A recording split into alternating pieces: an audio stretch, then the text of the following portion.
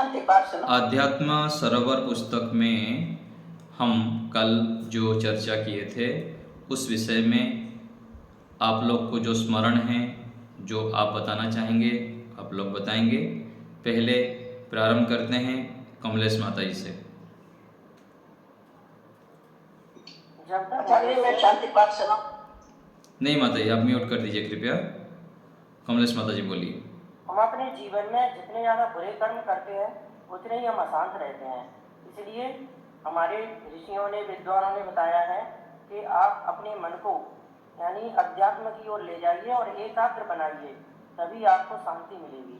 तो हमें एकाग्रता बना के रखनी चाहिए और जगने से लेकर शयन पर्यंत हमारे जितने भी कर्म हैं वो सभी सात्विक होने चाहिए। जैसे पहले हम सोए उठें तो हम भगवान का ध्यान करते हुए उठें और फिर हम नहाना धोना बोलना और सारे जितने भी खाना पीना हम कर्म करते हैं वो सब हमारे सात्विक हों, तभी हमारा मन भी एकाग्र होगा और ईश्वर भक्ति में लगेगा, तभी हम अपने जीवन को शांतमय शांतिपूर्ण बना पाएंगे। धन्यवाद। बहुत अच्छा। निमाई चरण जी। नमस्ते जी। नमस्ते। सबको सादर नमस्ते। आध्यात्मिक मार्ग में एकाग्रता एक पूरा खुंबा है जिसका वजह से बिना एकाग्रता से कुछ भी नहीं हो पाए। जब तक मनुष्य का दुष्ट कर्म से अलगा ना होते, मन को शांत नहीं कर पाते और वो आत्मा को पुरुषार्थ करने के लिए प्रयास नहीं करते और व्यवहारिक तो व्यवस्था इसको परिवर्तन नहीं कर पाते, तो इसमें एकाग्रता नहीं हो पाए। बिना एकाग्रता में कुछ नहीं कर पाए। साधारणतः के सुई में आप थोड़ा सा सूता भी, धागे भी नहीं डाल पाएंगे जब आपका एकाग्रता नहीं है। इसीलिए अब सबको एकाग्रता रखने के लिए सबको वेदन है। और तो आचार्य जी जैसे कल पढ़ा रहते हैं कि लौकिक एकाग्रता, लौकिक चीज में एकाग्रता बहुत आता है, मगर आध्यात्मिक क्षेत्र में एकाग्रता लाने के लिए थोड़ा सा असुविधा है, इसलिए थोड़ा सा कुछ और धीरे धीरे आप एकाग्रता बढ़ते जाएंगे तो फिर हमारा सारी चीज तो खेती हो। सरोज गुप्ता जी। नमो नमः गुरुदेव। नमो नमः गुरुदेव। जो कल हमने चर्चा की थी उसके आधार स्तंभ दो थे। एक आधार स्तंभ था एकाग्रता, दूसरा आधार स्तंभ था अभ्यास। हमको एकाग्रता हर प्रत्येक वस्तु, प्रत्येक सोच में चाहिए और अभ्यास के द्वारा ये प्राप्त किया जा सकता है। कभी कभी ऐसा होता है कि भीड़ में भी हम एकाग्र होते हैं और कभी कभी हम एकाग्र में भी भीड़ होती है, सोचों की भीड़ होती है, हमारा मन जो है चंचल इधर उधर जाता रहता है। तो यदि हम 5 मिनट के लिए भी एकाग्र होते हैं तो वो पूर्ण रूप से होना चाहिए, किंतु उस एकाग्र होने के लिए हमको अभ्यास की जरूरत है। धीरे धीरे अभ्यास करने के लिए हमारे शास्त्रों में 21 और 41 सवैया दिन इसलिए कहा गया है कि हमारा जो शरीर की जो एनर्जी होती है, जो अभ्यास होता है, जो उसको आदत बनी होती है हमारे शरीर को, वो 21 दिन में चेंज परिवर्तन हो जाता है। तो जैसे जैसे हम अभ्यास करेंगे, भले ही शुरू में हम बनावटी अभ्यास करें, पर धीरे धीरे हमारे शरीर को खुद को आदत हो जाएगी और हम उस अभ्यास के अंदर जाने लग जाएंगे। तो मेन एकाग्रता का जो केंद्र बिंदु है वो अभ्यास है। तो हमको छोटी छोटी बातों में अभ्यास करना चाहिए, हमें सतर्क रहना चाहिए, हमको ज्ञानवान होना चाहिए, विवेकी होना चाहिए कि अभी हम फंस रहे हैं, हमको एकाग्रता रखनी है। जब आवश्यकता है तभी हम आंखें खोलें, तभी हम अपनी बुद्धि लगाएं। जहाँ आवश्यकता नहीं है वहाँ से बुद्धि को हटाएं, अपने विवेक को लगाकर फिर बुद्धि हटती है कि ये ज्ञान क्या है, ये मिथ्या है, इसमें घुसना नहीं है, हमको इससे निकलना है, हमको इस तरह का अभ्यास करना है। तो धीरे धीरे हमारे शरीर को आदत हो जाती है और हमको उसी में प्रसन्नता और सुख का अनुभव होने लगता है। नमो नमः गुरुदेव। उषा माता जी।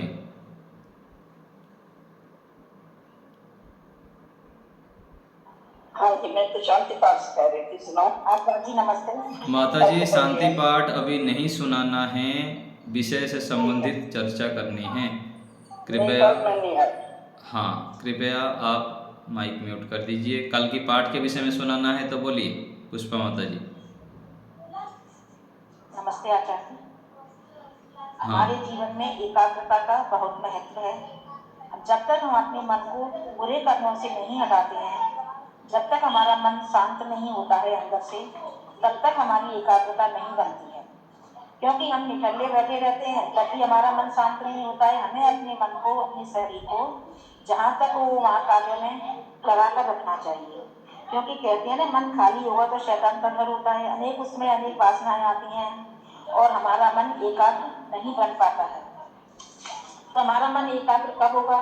जब हम अपने कार्यों में लगे रहेंगे, स्वाध्याय में लगे रहेंगे, जप में लगे रहेंगे, तो निश्चित ही हमारा मन एकाग्र होता चला जाता है धीरे धीरे, और हम अच्छे रास्ते पर चल पड़ते हैं। बुरे कर्मों को धीरे धीरे हम छोड़ते चले जाएं और स्वाध्याय के रास्ते पर चलते चले जाएं तो हमारा मन एकाग्र होता चला जाता है। जरूरी नहीं है कि हम ध्यान में बैठे तभी हमारा मन एकाग्र हो।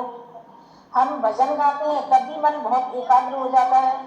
हर कोई कार्य को करने के लिए हमें एकाग्रता की आवश्यकता पड़ती है। कोई भी हम काम करते हैं तो हम बच्चों से भी कहते हैं ध्यान से करो। तो ये ध्यान क्या है? एकाग्रता ही ध्यान है हमारा। क्योंकि कोई भी काम जब हम ध्यान से नहीं करते हैं तो वो हमें ध्यान में नहीं आता है। हम जल्दी में कोई वस्तु रख देते हैं इधर उधर, तो वो हमारे ध्यान से उतर जाती है। तो यही एकाग्रता होती है। किसी भी हम कार्य को करें, पूरे ध्यान पूर्वक करें, एकाग्रता पूर्वक करें, तो निश्चित ही हमारे अंदर सुख शांति आती है और हम ईश्वर की ओर बढ़ते चले जाते हैं। धन्यवाद। ठीक है, धन्यवाद। अरुण जी। ओम नमस्ते आचार्य जी। हम ये देखते हैं कि एकाग्रता जो है उसका बड़ा घनिष्ठ संबंध है हमारे मन से। जैसे हम कोई चलचित्र देख रहे हैं या हम परीक्षा में बैठे हैं तो हम देखते हैं कि 3-3 घंटे भी हमारा मन इधर उधर नहीं जाता। लेकिन जब हम ध्यान करने बैठते हैं तो हमारा मन जो है इधर उधर जाता है। इससे हमें ये समझना चाहिए मन जो है एक जड़ वस्तु है, मन चेतन नहीं है। और हम जब परीक्षा में या चलचित्र में एक ही तरफ मन रहता है तो ध्यान में भी रह सकता है। उसके लिए हमारे को अभ्यास करना चाहिए और मन को हम सूक्ष्म से सूक्ष्म वस्तु में भी लगा सकते हैं और विशाल से विशाल, जैसा कि योग दर्शन में बताया गया है कि बड़े बड़े सूर्यादि में भी योगाभ्यासी मन को स्थिर कर लेता है। तो इसके लिए हमें अभ्यास करना चाहिए। निरंतर अभ्यास करने में हमारा जो है मन एकाग्र होगा और हम ईश्वर का ध्यान कर पाएंगे। तो इसमें एक विषय आया कि मन को जड़ समझना, कि ये जड़ वस्तु जैसे गाड़ी मोबाइल आदि हमारे नियंत्रण में रहता है, ऐसे मन को भी जड़ समझने का, जड़ है यह निश्चय करना है। राजवीर सिंह जी। जी आचार्य जी, कल का जो विषय रहा हमारा वो था एकाग्रता या कंसंट्रेशन या ध्यान भी कह सकते हैं। क्योंकि एकाग्रता बहुत जरूरी है। कोई भी विषय लें, कोई भी कार्य करें, हम बगैर एकाग्रता के वो अच्छे से वो पूर्ण हो नहीं सकता। अगर मान लीजिए अच्छे संस्कार भी अगर हमें लेने हैं, करने हैं, तो उसके लिए बहुत जरूरी है कि एकाग्रता जो है एक तरह से आधारशिला है अच्छे संस्कार। कोई भी कार्य करने के लिए एक आधारशिला, कोई भी अच्छा कार्य हो, सत्य मार्ग में चलने के लिए हो या व्यावहारिक कोई समस्या हमारी आती है, उन सबके समाधान के लिए बहुत जरूरी है कि हम सत्य मार्ग हम एकाग्रता पे कार्य करें। नई कोई योजना बनाना है तो उसलिए जरूरी है कि उन योजना का निर्माण करने के लिए बहुत आवश्यक है कि हम एकाग्र हैं। एकाग्र व्यक्ति ठीक प्रकार से सुन सकता है, जान सकता है, लिख सकता है और अपने विषय को बहुत अच्छे से वो जान के आगे बढ़ सकता है। एक अच्छे सुव्यवस्थित तरीके से भी वो रह सकता है अपने जीवन में, और एक जीवन का एक आधार है। इसके द्वारा सब कुछ होता था। जिस तरह में आप महर्षि पतंजलि में लिखा हुआ है कि जैसे धारणा है, ध्यान है, समाधि। ध्यान, धारणा, समाधि के लिए जाने के लिए, ध्यान के लिए आने के लिए, समाधि जाने के लिए बहुत जरूरी है कि हम ध्यान में जाएंगे तो एकाग्र होना जरूरी है किसी स्थान विशेष पर। तो इसमें ये मुख्य चीज है। आपकी काफी विषय आगे हैं लेकिन सभी विषय ले लिए गए लोगों द्वारा। तो मैं समझता हूँ ये जीवन के लिए बहुत आवश्यक है एकाग्रता। ठीक है, नवल जी।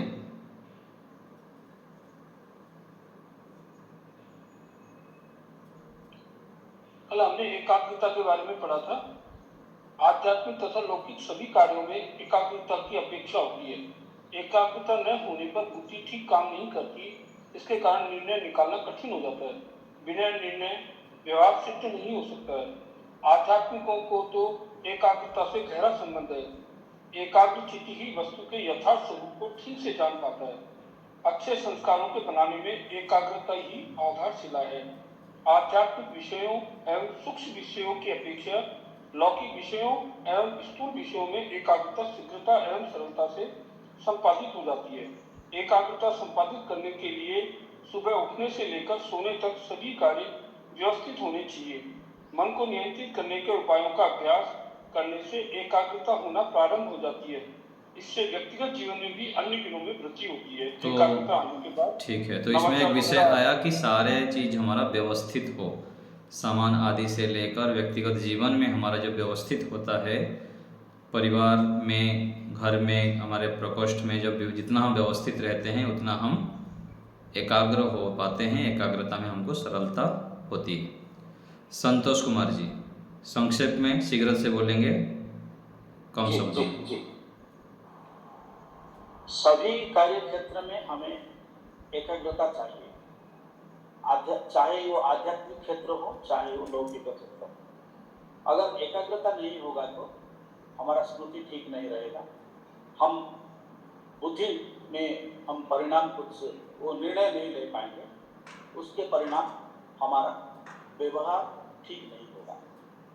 तो जो एकाग्र होता है वो वस्तु का स्वरूप को ठीक ठीक जान पाता है और अच्छे संस्कार बनाने में वो सफल हो जाता है। इसीलिए हमें हमारे सारे दिनचर्या, सारे क्रियाकलाप एकाग्रता होने पर ही सुव्यवस्थित हो जाएगा। ऐसे हमें कल सुनाया। एकाग्रता संपादन करने के लिए प्रातः से लेकर शयन पर्यंत हमारा सब कार्य संतुलित होना चाहिए। जैसे बस भोजन, वस्त्र, स्थान, पात्र, कार्य, व्यवसाय, वो सब सात्विक होना चाहिए। इसमें अध्ययन, जलवायु, आत्मविश्वास और ईश्वर प्रेम आदि मुख्य घटक है। ठीक है, बहुत अच्छा। एकाग्रता के लिए मनोनियंत्रण करना ये सबसे जरूरी है। चलिए राजमाता जी। नमस्ते आचार्य जी। नमस्ते। कल के पाठ में ये था ईश्वर को प्राप्त करने के लिए जितने भी साधन है उनमें से एक साधन ये एकाग्रता है। एकाग्रता का सीधा सीधा संबंध हमारे कर्मों से है। दिन से रात तक हम जो भी व्यवहार में जो भी कार्यकलाप करते हैं उन सब का संबंध एकाग्रता से है। और वो जितने भी हम कर्म करते हैं वो हमारे कर्म सब सात्विक, शुद्ध, पवित्र, निर्मल होने चाहिए। तभी हमारा मन, जब ये सब चीज़ें सात्विक, सुव्यवस्थित हो जाएंगी तो हमारा मन सुमन हो जाएगा और शांत रहेगा। और शांत मन ही एकाग्र हो सकता है और एकाग्र मन ही परमात्मा को प्राप्त करने का साधन है। इसी से हम आध्यात्मिक मार्ग की ओर बढ़ सकते हैं। ठीक है, बहुत अच्छा। तो व्यवहार ही हमारे एकाग्रता का मूल आधार है। व्यवहार हम जितना जागरूक रहते हैं, सतर्क सावधान रहते हैं, उतना ही हम एकाग्र शीघ्र हो पाते हैं। सविता माता जी अंतिम। आचार्य जी, हमने अनुभव किया है कि जब हम कोई कार्य करते हैं, चाहे वो स्पिरिचुअल हो चाहे सांसारिक हो चाहे मतलब धार्मिक हो, तो हमने नोट करा है यदि जो भी कार्य करते समय जहाँ हमारे हाथ होंगे, जहाँ वही हमारा मन होगा, वही हमारी बुद्धि होगी और इंद्रियां होंगी, तो वो कार्य में हमें स्वतः ही मतलब रुचि बढ़ती है और वो बहुत सक्सेसफुल श्रेष्ठ कार्य हो जाता है। क्योंकि सब इंद्रियां भी वही है, मन भी वहाँ, बुद्धि भी वहाँ, आत्मा भी वही केंद्रित है, तो हमें आनंद आने लगता है, वो हम उस कार्य को एंजॉय करते हैं। तो ऐसी तरह हमारा जब ईश्वर का ध्यान करते हैं तो हम एकाग्र होते हैं, तो उस दिन हमको बहुत अच्छी फीलिंग आती है। ये आज इधर उधर कहीं लौकिक में नहीं घुसा हमारा मन, केवल ईश्वर, हम संकल्प लेके बैठे थे केवल इतने टाइम के लिए मैं ईश्वर का ध्यान करूंगी और उनसे नहीं भटकता, तो बहुत अच्छा अंदर से स्वतः आनंद की प्रतीति हमें महसूस होती है। ये मैंने मतलब मेरा अनुभव बहुत अच्छा हुआ, ऐसे काम में भी ऐसा होता है। वो ठीक काम, और फिर रुचि बढ़ने लगती है, फिर वो काम अच्छा होता है तो उस काम में हमारी रुचि बढ़ने लगती है। ठीक है, बहुत अच्छा। और सरोज माता जी। एकाग्र होने के लिए सबसे इम्पोर्टेंट ये भी है कि हम उस चीज में प्रीति होनी चाहिए। यदि हम ध्यान कर रहे हैं तो यदि हमारी ईश्वर में प्रीति नहीं है तो हम एकाग्र नहीं हो पाएंगे। जैसा अरुण जी ने कहा कि पिक्चर हॉल में 3 घंटे बैठ के आ जाते हैं एकाग्रचित होकर, उसमें हमें कोई परेशानी नहीं होती। तो यदि ऐसे ईश्वर में भी हमें प्रीति और ईश्वर के गुणों को हम अच्छे से जान रहे हैं, उसको उनकी ओर बढ़ने का प्रयत्न करते हैं, तो उसमें प्रीति होने से ही हम एकाग्र हो पाएंगे।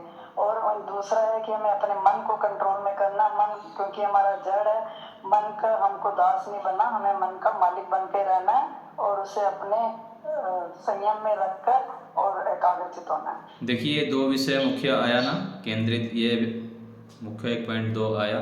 एक तो प्रीति और दूसरा मन के ऊपर एक संकल्प करना है। सुनते हैं, जानते हैं हम कि मन का मुझको दास नहीं बनना है, मन के स्वामी बनना है, तब फिर हम एकाग्र हो सकते हैं। संयुक्ता माता जी। कल तो मैं क्लास नहीं की हूँ, लेकिन आपका लिंक से जो सुना उसी से थोड़ा बहुत मैं बोल पाऊंगी। ये इसमें से ये मुझे समझ में आया है कि मानव दुष्कर्म से हटकर पुरुषार्थ नहीं करने से और शुद्ध नहीं करने से ईश्वर प्रीति नहीं होता है। एकाग्रता जरूरी है, एकाग्रता से सब चीज का सफलता मिलता है, लेकिन सब व्यक्ति के पास भिन्न भिन्न विषयों में एकाग्रता होता है, लेकिन लौकिक विषयों से ज्यादा स्थूल विषय एकाग्रता जरूरी है। वही व्यक्ति शीघ्र ही स्थूल विषय को सरलता से पकड़ लेता है। योग अभ्यासी व्यक्ति जो है वो लोग का इंद्रियों को नियंत्रण में रख के मन को एकाग्रता सीधे ही कर पाते हैं। और जो हर व्यक्ति को जागरण से लेकर स्वयं पर्यंत सब तक को संतुलित जरूरी है, तभी जाके हम लोग का। जी बहुत अच्छा। तो इसमें एक विषय आया कि हमको दुष्ट कर्मों से पृथक होना है, जो पहले हम कल भी विचार किए थे, और श्रेष्ठ कर्मों से युक्त होना है। जब तक हम ये सब नहीं करेंगे तब तक एकाग्र नहीं हो पाएंगे।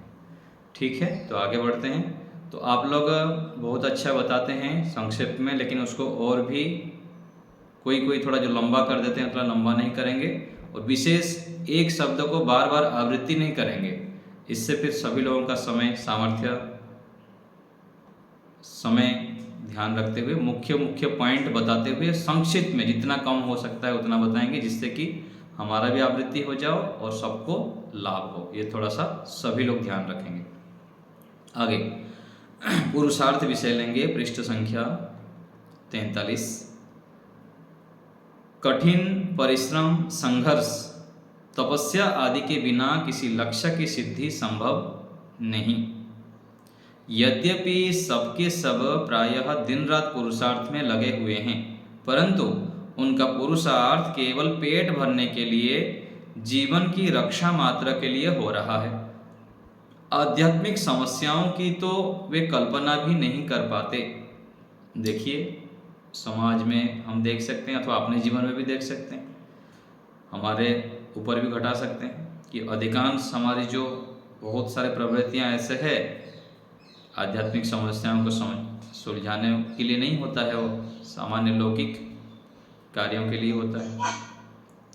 लौकिक क्षेत्र में धन, सम्मान आदि की प्राप्ति के लिए पर्याप्त परिश्रम की अपेक्षा होती है, किंतु आध्यात्मिक क्षेत्र में तो उनसे भी अधिक तपस्या, पुरुषार्थ आदि की अपेक्षा होती है।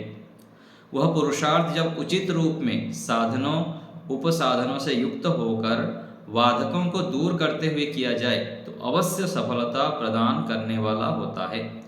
आध्यात्मिक क्षेत्र में भी पुरुषार्थ करने वाले अनेक मिल जाते हैं, परंतु यथार्थ में उनको यह ज्ञान नहीं होता कि यह मार्ग कितना सूक्ष्म है, कितना कष्ट साध्य है, इसके साधन क्या क्या है, इसमें क्या बाधाएं हैं। इनका बहुत कम ज्ञान होने से वे पुरुषार्थ भी उचित रूप में नहीं कर पाते, जिससे उचित सफलता हाथ नहीं लग पाती। देखिए आज हम देख सकते हैं कितने लोग एकादशी करते हैं, किस किस प्रकार से तप करते हैं, कहाँ कहाँ यात्राएं करते हैं, और भी बहुत सारे भ्रांतियां हैं ईश्वर प्राप्ति के नाम पर समाधि के नाम पर, आध्यात्मिक उपलब्धि के नाम पर सब लोग अधिकांश भ्रम में पड़े हुए हैं। इनका बहुत कम ज्ञान होने से वे पुरुषार्थ भी उचित रूप में नहीं कर पाते हैं, जिससे उचित सफलता हाथ नहीं लग पाती। इन सब उपायों को जानकर व्यक्ति जब यह ठान लेता है कि मुझे ईश्वर को प्राप्त करना है, तब वह वास्तव में इस कार्य में जुट जाता है। जब उसको संसार को दुखदायी समझता है और ईश्वर को सदा समक्ष रखना, समाधि, चित्तवृत्ति निरोध आदि स्थितियां बनानी पड़ती है, तब इस क्षेत्र में किए जाने योग्य पुरुषार्थ का सही आभास होने लगता है। नहीं तो सामान्य रूप से चलते रहते हैं। जब विशेष विधि अनुसार चलते हैं, उपलब्धि होती है, तब पता लगता है कि इस मार्ग पर कितनी पुरुषार्थ करनी पड़ती है। मान लीजिए चित्त एकाग्र हम कर लिए, ईश्वर से संबंध होने के बाद फिर अभिमान हो गया, फिर धड़ाम से गिरेंगे। व्यक्ति को उठने के लिए बहुत मेहनत करना पड़ जाता है, मेहनत लग जाता है, साल लग जाता है उस स्थिति को प्राप्त करने के लिए। तो ऐसी स्थितियां होती है। सामान्य व्यक्ति को यह सोचता है कि चल रहे हैं, जैसे कि कोई साधारण विद्यार्थी या कर्मचारी घंटियों के पीछे पीछे चला करते हैं, उसकी अपेक्षा में रहते हैं। आध्यात्मिक व्यक्ति ऐसे ही यदि चल रहा है, अर्थात साधनहीन, पुरुषार्थहीन, उत्साहहीन तथा वृत्तियों को दबाने में असमर्थ है, तो इसका कारण उसकी इस विषय में यह अज्ञानता है कि भविष्य में कितने बल, विज्ञान, उत्साह, श्रद्धा की अपेक्षा लक्ष्य प्राप्ति के लिए होगी। ऐसा व्यक्ति आध्यात्मिक संघर्ष में असफल रहेगा, साथ ही लौकिक संघर्ष में भी पीछे हो जाएगा। इस व्यक्ति से यदि कोई भौतिकवादी 5 साल जटिल प्रश्न कर दे तो वह उत्तर ना देता हुआ हताश निराश हो जाएगा। कोई पूछ ले कि यज्ञ करने से क्या लाभ होता है, यज्ञ क्यों करना चाहिए, ध्यान क्यों करना चाहिए, ऐसे ही तो लोग खुले जीवन जी रहे हैं, इसमें क्या लाभ है, आप समय लगा रहे हैं, क्यों आप शिविरों में जा रहे हैं, आदि आदि कुछ ऐसे विषय होते हैं कि सभी लोग जो विशेष पुरुषार्थ नहीं किए हैं, आत्मबल जिनका नहीं है, वो दे नहीं पाते हैं। और जो विशेष शास्त्रों को पढ़ते रहते हैं, स्वाध्याय करते हैं और ध्यान आदि करते हैं, जिनके जीवन में संयम है, वो व्यक्ति शीघ्रता से उत्तर दे देते हैं अथवा दूसरे को चुप करने में समर्थ हो जाते हैं। चुप भी ना करें, संतुष्टिदायक उत्तर तो हम दे सकते हैं, इतना तो करना चाहिए। तो इस रूप में हमको अपना आत्मबल बढ़ाना चाहिए, तब जाके हम दूसरे को यथासंभव कुछ बता सकते हैं। सबको हम संतुष्टि कर दे, चुप कर दे, ये भी जरूरी नहीं है, लेकिन सामान्य रूप से हमको उत्तर देना भी आना चाहिए। इससे उच्च स्तरीय यदि कोई व्यक्ति, कोई वैदिक धर्मी जिसका कि लक्ष्य वेदों से विज्ञान का प्रकट करना है, तो वह भी अधिक परिश्रम करेगा। जिसका कि वैदिक संस्कृति को सुदृढ़ करना लक्ष्य है, तो वह भी समाज में पुनर्जागरण के लिए प्रयत्न करेगा, वैदिक धर्म एवं सिद्धांतों का प्रतिपादन करेगा, आदर्श गुरुकुल के लिए आंदोलन करेगा।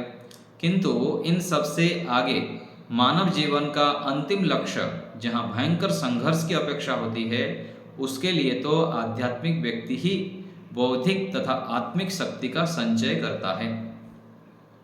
सामान्य रूप से तो लोग समाज का कार्य व्यक्ति कर देते हैं, लेकिन विशेष जो परिवर्तन हैं उसके लिए आत्मिक बल चाहिए, ईश्वर से जुड़ा हुआ होना अति आवश्यक हो जाता है, तब जाके वह समाज राष्ट्र में कुछ अति विशेष बड़ा परिवर्तन करने में समर्थ हो जाता है। वर्तमान में ऐसे आदर्शवान व्यक्तित्व वाले उंगलियों पर गिनने योग्य हैं। आज के वातावरण में तो इन भौतिक तथा आध्यात्मिक दोनों प्रकार के लोगों में जितनी सामर्थ्य है वह पर्याप्त नहीं है। सांसारिक व्यक्ति कभी ऐसा प्रश्न उपस्थित कर देता है कि जिसकी हमने कल्पना भी नहीं की होती है। जैसे कि आपके पास कोई ऐसा गुरुकुल या विद्या संस्थान है जहाँ संपूर्ण ज्ञान प्राप्त किया जा सकता है, यदि नहीं तो आधुनिक ज्ञान विज्ञान से क्या टक्कर ले सकते हैं आप, ऐसे पूछ लेते हैं लोग। आध्यात्मिक व्यक्ति को इन सब का समाधान रखना चाहिए तथा यथाशक्य इसका उत्तर देना भी चाहिए। तो यहाँ पर ध्यान देनी होगी कि सभी को संतुष्ट कर दें अथवा कुछ कुतर्की व्यक्ति होते हैं उनके साथ तर्क में लगे रहें, ये भी आवश्यक नहीं। समान रूप से बता देनी है। कोई धार्मिक हो, समझने वाला व्यक्ति हो तो बताना है, नहीं तो नमस्ते करके साइड हो जाना होता है। अधिक वाद विवाद करके, खंडन मंडन आदि करके अपना समय सामर्थ्य को खर्चा नहीं करना चाहिए आध्यात्मिक व्यक्ति को। ये भी ध्यान रखना होता है। जो प्रारंभिक रूप से इस मार्ग पर आरूढ़ ही हुए हैं उन्हें इस प्रकार से समाधान करना चाहिए कि हमारी परंपराओं तथा ज्ञान विज्ञान के स्रोतों को चिरकाल से अत्यधिक क्षति पहुंचाई गई है, एकाएक उसकी पूर्ति नहीं की जा सकती। शनै शनै हम भविष्य में इसकी पूर्ति कर सकते हैं। अथवा मैंने आपके प्रश्नों पर अभी पूरा विचार नहीं किया है, अतः इस विषय में कोई निर्णयात्मक संतोषजनक उत्तर नहीं दे सकता। ऐसे बोल के उनको उत्तर देना चाहिए। यदि उत्तर देने की सामर्थ्य हो तो विद्वत्ता हो तो सहानुभूतिपूर्वक उत्तर देना चाहिए, और यदि कोई उत्तर सूझ नहीं रहा है तो विनम्रतापूर्वक कहना चाहिए कि आपका प्रश्न सटीक है परंतु मैं उत्तर नहीं दे सकता। आप इनका समाधान वरिष्ठ साधकों से पूछ सकते हैं, मैं भी पूछूंगा। इस रूप में उनका उत्तर देना चाहिए। और कई बार हम भी ऐसे ही सोचते हैं दूसरे के विषय में कि यहाँ ऐसे होता है, ऐसे गुरुकुल होना चाहिए, ये होना चाहिए, वो होना चाहिए। होना तो चाहिए बहुत कुछ है, लेकिन हमारा कर्तव्य क्या है? हम उस लिए क्या किए हैं आज तक और अभी क्या सोच रहे हैं, क्या कर रहे हैं, ये भी हमारे ऊपर उंगली आएगा। इसको भी ध्यान देना होता है। समाज में तो लौकिक व्यक्ति ऐसे ही कर रहे हैं, हम भी आध्यात्मिक मार्ग में ऐसे करेंगे तो ठीक नहीं। हाँ, सुझाव के रूप में अपने कुछ विचार प्रस्तुत कर सकते हैं, लेकिन अपेक्षा कि आप ही करिए, ऐसे आपको ही करना चाहिए, आप लोग क्यों नहीं कर रहे हो, ये है, तो फिर प्रश्न आएगा आप क्या किए हैं जीवन में? आज आपको इतना साल हो गया, आप क्या किए हैं? आप यदि किए हैं और आप फिर बता सकते हैं कि मैं ये मेरे सामर्थ्य का अंतर किया, तो ये भी ध्यान रखना चाहिए किसी को हम कुछ बताते समय। और बताना भी चाहिए यदि हमारा हितैषी हैं, संस्था के प्रति हमारी ये है, किसी बड़ों के प्रति हमारी श्रद्धा है, तो विनम्र भाव से हमको बताना भी चाहिए। वैसे मुझे इस मार्ग में संतोष है, आनंद है, सकुशलता है, मैं अनुचित पुरुषार्थ नहीं कर रहा हूँ, ये तो अपने आप को लगना चाहिए। आप ऐसे बता सकते हैं कि मेरे जीवन में ये परिवर्तन आया और मैं इस दुर्गुण को छोड़ा हूँ और अभी भी आगे इन गुणों को धारण करने के लिए पुरुषार्थ कर रहा हूँ। ऐसे करके उनको विनम्रतापूर्वक उत्तर दे सकते हैं। स्पष्ट है, इस प्रकार उत्तर देने से पता चल जाता है कि व्यक्ति निराश नहीं है, अपने लोगों पर, सिद्धांतों पर अटल है। इसी प्रकार प्रत्येक प्रश्न का समाधान करना चाहिए। ऐसा मानकर चलना चाहिए कि आध्यात्मिक मार्ग में बाह्य तथा आंतरिक प्रतिकूलताओं के निवारण हेतु घोर पुरुषार्थ करना ही होगा। ये निश्चय करना है। बिना संघर्ष के जीवन का निर्माण और सफलता नहीं मिलेगी। उच्च लक्ष्य को बनाकर उसको पूर्ण करने के लिए पुरुषार्थ करने में पूर्व जन्म के संस्कारों का भी बहुत बड़ा सहयोग रहता है। ये हम सामान्य रूप से समझते हैं कि कोई छोटा बालक है, 10-15 साल में बड़े बड़े कार्य कर देते हैं, 25 साल में बड़ा नेतृत्व कर लेते हैं। तो ये सब क्या है? पूर्व जन्म के संस्कारों के आधार पर भी कार्य करता है, और इसी जीवन में भी कोई व्यक्ति बहुत अधिक पुरुषार्थ करता है। तो इन सब का सार क्या है कि हम स्वयं पुरुषार्थी बने, और मैं क्या कर सकता हूँ, मैं जहाँ पर खड़ा हूँ कैसे करने से मैं अधिक से अधिक, मैं यदि अकेले हूँ तो 10 व्यक्ति को कैसे लाभ पहुँचा सकता हूँ, 20 व्यक्तियों को कैसे लाभ पहुँचा सकता हूँ। किसी को गुरुकुल में प्रेरित करना, किसी को शिविरों में प्रेरित करना, किसी को आर्य समाज में आने के लिए प्रेरित करना, किसी को धार्मिक पुस्तक दे के उनको पुस्तक पढ़ने के लिए प्रेरित करना, फिर उनसे पूछना। तो हम जहाँ पर है उसी जगह पर अपने अपने आसपास के लोगों को, परिवार, समाज को जोड़ने के लिए प्रयत्नशील होना चाहिए, और इसके लिए पुरुषार्थ करना चाहिए। और ये पुरुषार्थ तब हम कर पाएंगे जितना हमारा आत्मिक बल बढ़ेगा, हम जितना ईश्वर से जुड़ेंगे, ध्यान, उपासना, यज्ञ आदि जितना हम करते जाएंगे, उतने रूप में हम इन सामाजिक कार्यों को भी करने में समर्थ हो जाते हैं। क्योंकि ईश्वरीय गुण हैं, जैसे ईश्वर सबका भला करते हैं, सबको सुख देना चाहते हैं, ऐसे ही हमारे अंदर जब ईश्वरीय गुण आता है तो हम स्वतः ही दूसरे को बांटने के लिए, देने के लिए तत्पर हो ही जाते हैं। ये स्वाभाविक रूप से यहाँ पर दिखाई देता है। ठीक है, तो यही रखते हैं। आप लोग को कुछ पूछना है, बोलना है? प्रदीप जी।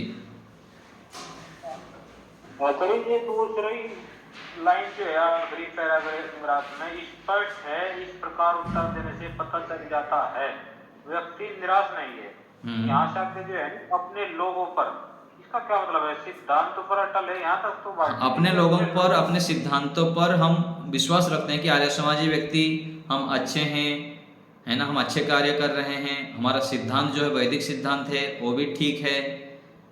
जब हम बोलने लगते हैं तो हमको विश्वास होता है कि हमारे संस्था में जो लोग हैं, हमारे परिवार में जो लोग हैं, हम सब लोग इस मार्ग पर चल रहे हैं, अपने लोग जो हैं, और अपना सिद्धांत है उसमें हम अटल हैं। हाँ, जब हम उत्तर देते हैं ना कि इस प्रकार से कुछ बातें रखते हैं, अपने जीवन के विषय में बताते हैं और ये जीवन में परिवर्तन आया और मैं लोगों को प्रेरित किया तो इसका व्यक्ति का जीवन परिवर्तन हुआ, आप भी करके देखिए। तो हम कुछ हाँ, तो ऐसे उत्तर जब देते हैं तो फिर व्यक्ति समझ जाता है कि हाँ ये ठीक चल रहा है। यदि धार्मिक होगा तो सबको संतुष्ट कर सकते हैं, हमारा जिम्मेदारी नहीं। और कोई बात किसी को बोलना है, पूछना है? ठीक है, बोलिए। हम पर स्वामी सतपति जी कहते थे कि सबको खुश रखना तो पॉसिबल है जी। सबको खुश नहीं कर सकते हैं, लेकिन कुछ को तो कर सकते हैं। जो धार्मिक होंगे और सदाचारी होंगे, कुछ समझना चाहते हैं, उनको हमको उत्तर देना चाहिए। सरोज जी बताइए, सरोज गुप्ता जी। गुरुदेव, एक समस्या है। जब भी मैं मेडिटेशन करने जाती हूँ ना, वैसे चीजें याद आएगी नहीं आएगी, उस समय में ऐसे सारा तेजी से आने लग जाती हैं घटनाएं, एक को अवॉइड करो दूसरी आ जाती है। हाँ, तो उस समय ऐसा करना होता है, जब आप ध्यान करने जाते हैं ना, उससे पहले पूर्व से थोड़ा तैयारी करिए। माइक आप म्यूट कर दीजिए।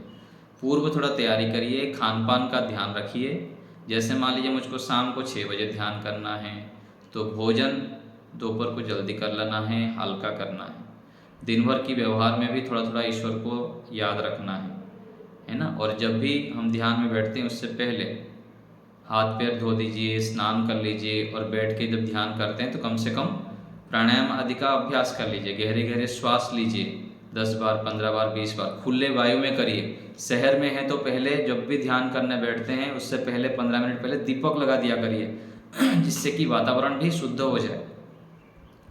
खुले में बैठिए, पेड़ पौधे के नीचे बैठिए। और जब ध्यान में बैठते हैं तो प्राणायाम बताया, बाह्य प्राणायाम का अभ्यास करें और गहरी श्वास भर के ओम का उच्चारण 7 बार, 11 बार, 21 बार तक करें, है ना। ऐसे कुछ उपायों को हम करने लग जाते हैं तो हमारे सत्वगुण बढ़ता है, और सत्वगुण बढ़ने के बाद जो बाह्य विषय वो थोड़ा अपने में दब जाता है। और ऐसे विचार आ रहा है, कोई बात नहीं, धीरे धीरे अभ्यास करते जाएंगे और भी अनेक उपाय वो अपनाते जाएंगे, तो अच्छी प्रकार से आप सफल हो जाएंगे। ठीक है, अनेक उपायों को हमें अपना पड़ता है। मैं आपको संक्षेप में 2-3 उपाय बताया, तो ध्यान रखें। ठीक है, यहीं रखते हैं। एक बार ओम का उच्चारण करते हैं। ओम शांति शांति शांति।